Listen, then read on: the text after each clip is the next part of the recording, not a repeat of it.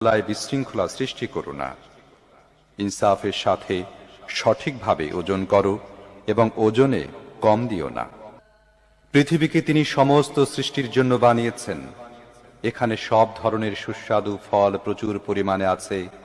খেজুর গাছ আছে যার ফল পাতলা আবরণে ঢাকা। নানা রকমের শস্য আছে যার মধ্যে আছে দানা ও ভুসি উভয়ই। অতএব হে জিন ও মানব জাতি, তোমরা তোমাদের রবের কোন কোন নিয়ামতকে অস্বীকার করবে?